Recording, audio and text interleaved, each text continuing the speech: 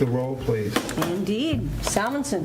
Present. Raska. Present. Reed. Here. Bellato. Here. Osterholm. Here. Also present is Planning and Zoning Administrator Meg Leatherman and Solicitor Amy Blankenship.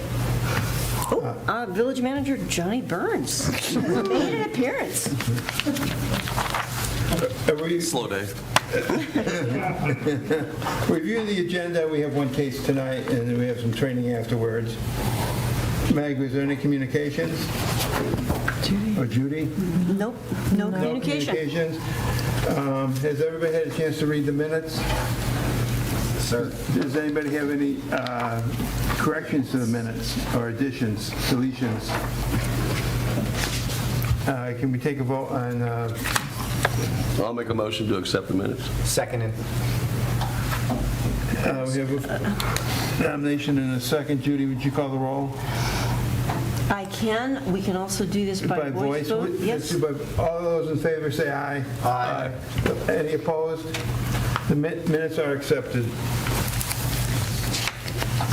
Okay, we have a public hearing with Chris Hall, Yellow Springs Home Inc. at a fence. Do you want to start it off, Meg? Yeah, hi. This is a variance application request for a rear yard setback relief at 503 Dayton Street. The property is zoned RC, and Chris Hall is the applicant. He's here tonight. He works for Yellow Springs Home Inc., who is the property owner, and he will be able to speak to the application should you guys have questions.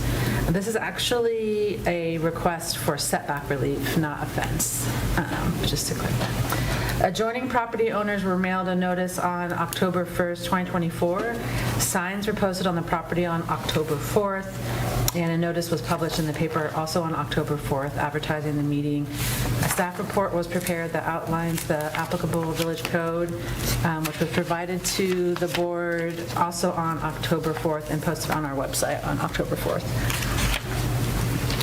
The proposal includes construction of a new deck on the rear of the home that's attached to the home, with also a wheelchair ramp connected to the deck.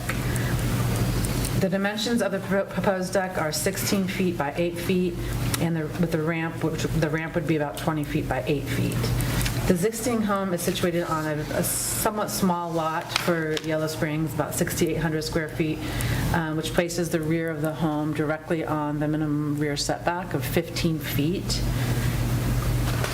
The existing tenant actually uses a wheelchair, and presently the only form of egress for the tenant is out the front, because the front door has a wheelchair ramp on it right now.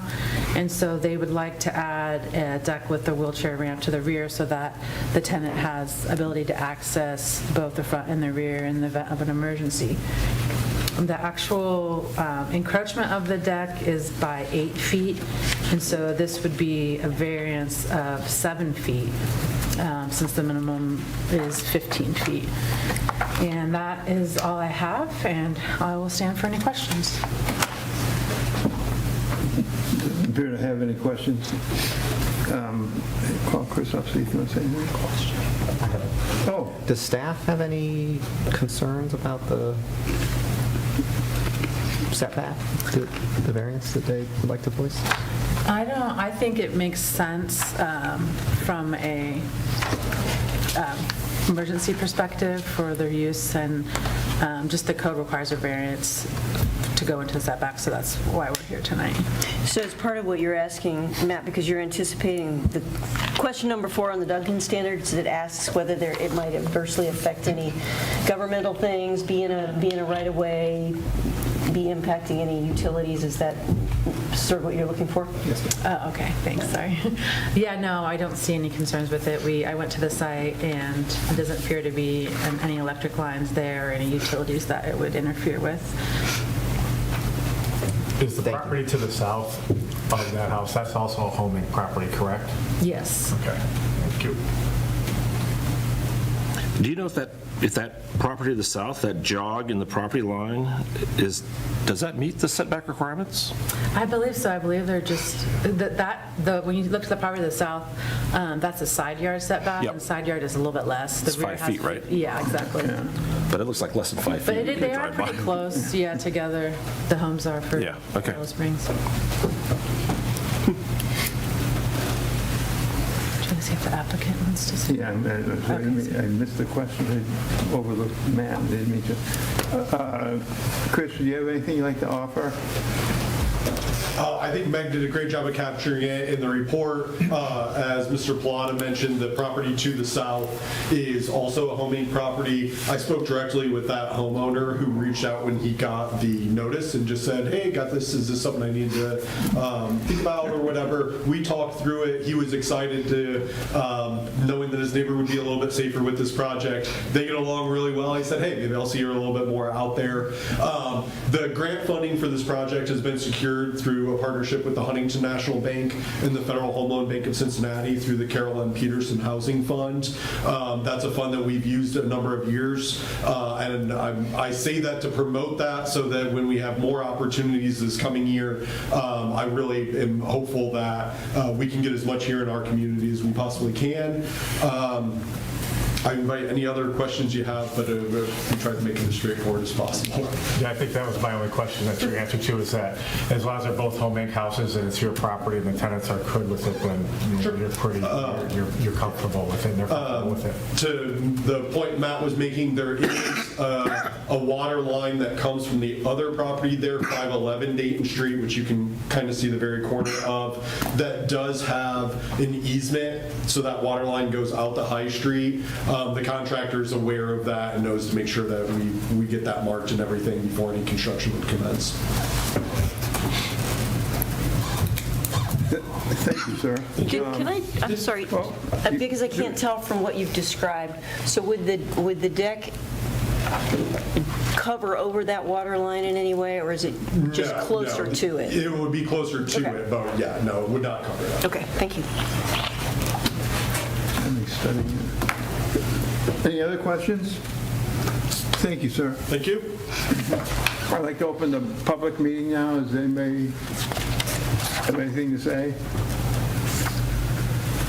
With nothing heard, I'll close the public meeting. And any discussion among the board?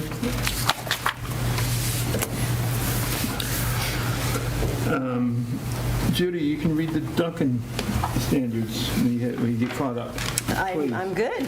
So, as some of you are familiar, I will roll through these, and just with a slight pause, if you've got a question about one, jump right into that breach, otherwise I will start calling roll on that particular question. All right? Question 1, whether the property in question will yield a reasonable return, or whether there can be any beneficial use of the property without the variance. Read. Sorry, you got me though. Yes. Raska. Yes. Pallotta. Yes. Osterholm. Yes. Salmonson. Yes. Okay, question 2, whether the variance is substantial. Osterholm. No. Raska. No. Pallotta. Nope. Reed. No. Salmonson. No. 3, whether the essential character of the neighborhood would be substantially altered, or whether adjoining properties would suffer a substantial detriment as a result of the variance. Reed. No. Osterholm. No. Pallotta. Nope. Raska. No. Salmonson. No. 4, whether the variance would adversely affect the delivery of governmental services such as water distribution, sanitary sewer collection, electric distribution, stormwater collection, or refuse collection. Pallotta. No. Reed. No. Raska. No. Osterholm. No. Salmonson. No. 5, whether the property owner purchased the property with knowledge of the zoning restriction. Raska. Yes. Pallotta.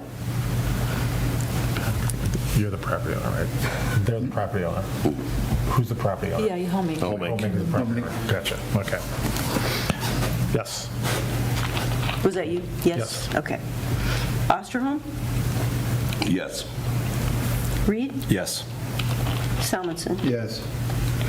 6, whether the property owner's predicament feasibly can be obviated through some method other than a variance.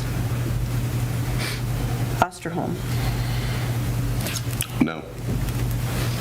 Pallotta. No. Raska. No. Reed. No. Salmonson. Yes. 7, whether the existing conditions from which a variance is being sought were self-created. Raska. No. Pallotta. Yes. Reed. Yes. Osterholm. Yes. Salmonson. Yes. 8, whether the spirit and intent behind the zoning requirement would be observed and substantial justice done by granting the variance. Reed. Yes. Raska. Yes. Pallotta. Yes. Osterholm. Yes. Salmonson. Yes. Okay.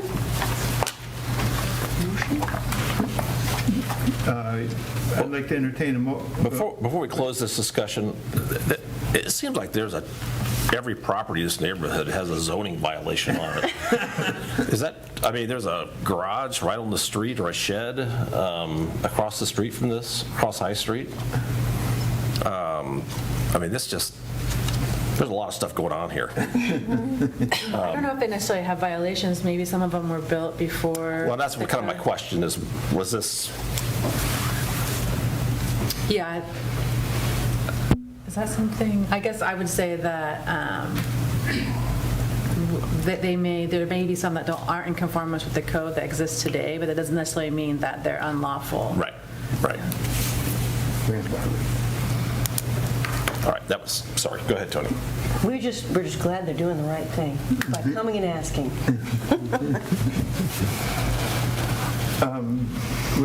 Now I entertain a motion if there's no other questions. Motion to approve the variance to the rear yard setback? I'll second that.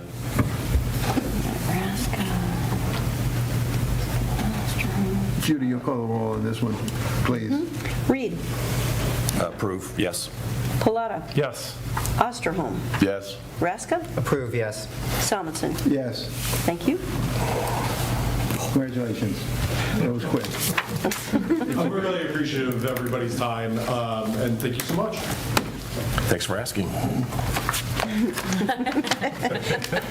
Okay, next on the agenda is the agenda planning. Meg?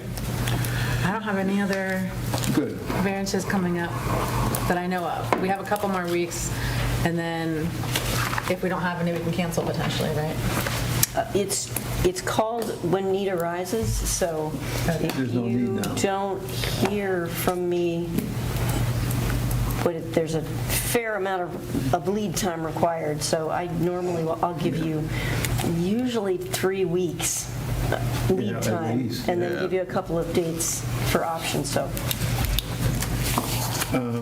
According to your agenda, we're going to do the DUNCAN workshop while we're in session. You do have to do that since there will be a quorum of you. So what I would say for all of the many viewers watching at this time is that we are going to perambulate ourselves down the hall to the slightly more comfortable meeting room. The doors will all remain open. Anyone who would like to participate with us in these really exhilarating discussions is welcome to do so. Public is invited. Minutes will be kept in some sort of form, and we will adjourn formally from that meeting. Okay. This is the part where we just walk away, but with you.